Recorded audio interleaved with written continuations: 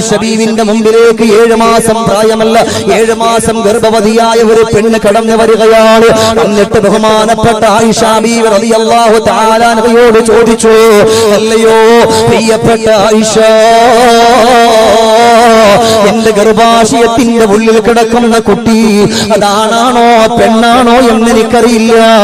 7 മാസം കഴിഞ്ഞു ആയിഷ. ആ കുട്ടി ദുനിയാവിന്റെ പുറത്തേക്കൊന്ന് കടന്നു വന്നാൽ പടച്ചവനെ ഓർക്കുന്ന മകനാകണം ആയിഷ.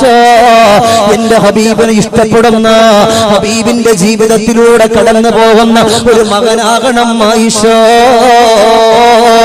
ആ പ്രിയപ്പെട്ട പൊന്നുമകനെ വളർന്നു വരുമ്പോ 10 മാസത്തോളമായാൽ ആ പൊന്നുമോനിക്കായാലും പൊന്നുമോൾക്കായാലും ഞാൻ ജന്മം കൊടുക്കുമ്പോ അങ്ങ് വൈകല്യങ്ങളില്ലാത്ത, കാല് വളയാത്ത, കണ്ണിന് കാഴ്ചയില്ലാത്ത, ശരീരത്തിന് രോഗം വരാത്ത നല്ല പൂർണ്ണ വളർച്ചയെത്തിയ ഒരു കുട്ടിക്ക് ജന്മം കൊടുക്കാ ഞാൻ എന്ത് ചെയ്യണം ആയിഷ?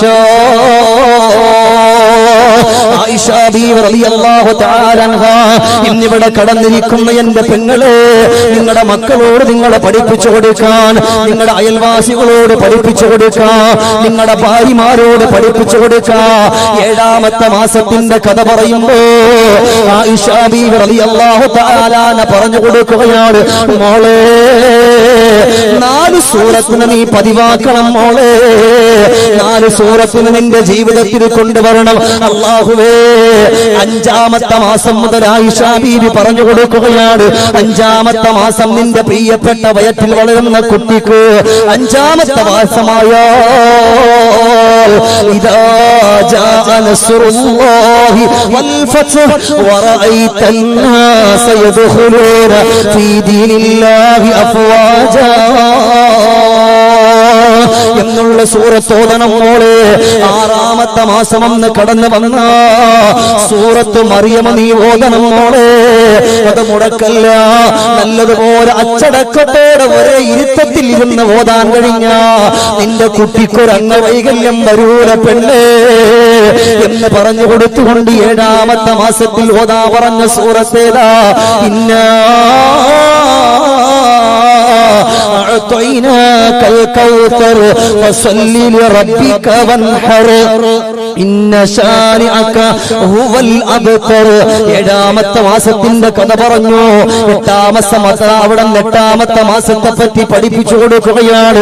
പെണ്ണെ, 8ാമത്തെ മാസം എത്തിയാ മോളെ നീ ചെയ്യേണ്ടുന്ന എന്തെന്നറിയോ? സൂറത്തുൽ ഖദറാണ് മോളെ ഓതേണ്ടുന്നത്. നിന്റെ 2 കൈയും നിന്റെ വയറ്റത്ത് വെച്ചിട്ട് സൂറത്തുൽ ഖദർ ഓതിയാ അല്ലാഹു നിനക്ക് തരുന്ന മകനുണ്ടല്ലോ, ആ മകനിക്ക് നിന്നോടുള്ള മഹബ്ബത്ത്, നിന്നോടുള്ള സ്നേഹം അല്ലാഹു ഇട്ടുകൊടുക്കും മോളെ. 9ാമത്തെ മാസം എത്തിയാൽ ഓതണം പെണ്ണേ സൂറത്ത് യാസീൻ എന്ന് ഓതിപ്പോയാ നിനക്ക് രക്ഷയാണ് മോളെ.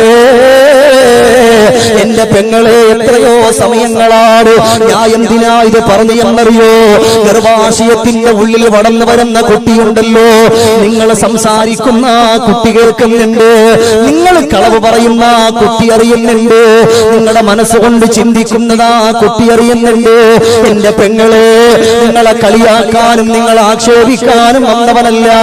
നിങ്ങളുടെ വയറ്റിന്റെ ഉള്ളിൽ കിടക്കുന്ന കുട്ടിയുമായി സീരിയലുകളുടെ മുമ്പിൽ നിങ്ങൾ കടന്നിരിക്കുന്ന ഒരു പെണ്ണാണോ? സിനിമകളുടെ മുമ്പിൽ കടന്നിരിക്കുന്ന ഒരു പെണ്ണാണോ? വല്ലാഹി വല്ലാഹ് ആ കുട്ടി നിനക്ക് ഉപകരിക്കൂല ഉമ്മ. ആ കുട്ടി നിങ്ങളുടെ വഴിയിലൂടെ കടന്നു വരില്ല. അങ്ങനെയുള്ള മക്കളെ കൊണ്ടാണ് നാളെ നിങ്ങളെ തലവേദനയായിട്ട് കടന്നു പോകുന്നത്. കാരണം ഗർഭാശയത്തിന്റെ ഉള്ളിൽ കടന്നു വരുന്ന കുട്ടി, ആ കുട്ടിക്ക് നല്ലത് മാത്രമാണ് കേൾപ്പിക്കേണ്ടുന്നത്. പടച്ചവനെ മൊബൈലിലൂടെ പടച്ചവന്റെ ഖുർആനും ഇട്ടുവെച്ചിട്ട് 5 മിനിറ്റ് കേൾക്കാൻ ഗർഭിണികളായ പെങ്ങളെ നമുക്കൊന്ന് കഴിഞ്ഞു പോയാ നിങ്ങളുടെ വയറ്റിന്റെ ഉള്ളിൽ കിടക്കുന്ന കുട്ടി സന്തോഷവാന്മാരാവുകയാണ്. എന്നിട്ട് പറയുന്നു ആയിഷ ബീവി പറഞ്ഞു കൊടുക്കാ, സല്ലി അലൻ നബിയിൽ മുഖ്താർ. നിന്റെ പ്രസവത്തിന്റെ സമയം അടുത്തു വന്നു നീ മനസ്സിലാക്കിയാൽ പൊന്നുമോളെ, മദീനത്തിന്റെ രാജകുമാരന്റെ പേർക്ക് നീ സ്വലാത്ത് അധികരിപ്പിക്കണം മോളെ. ആ കുട്ടി നിനക്ക് ഉപകരിക്കും എവിടെയെന്നറിയോ? ഫിദ്ദുനിയാ വൽ ആഖിറ, ദുനിയാവിലും ആഖിറത്തിലും നിനക്ക് ഉപകരിക്കുമെന്ന് ഉമ്മുൽ മുഅ്മിനീൻ ബീവി ആയിഷ സിദ്ദീഖ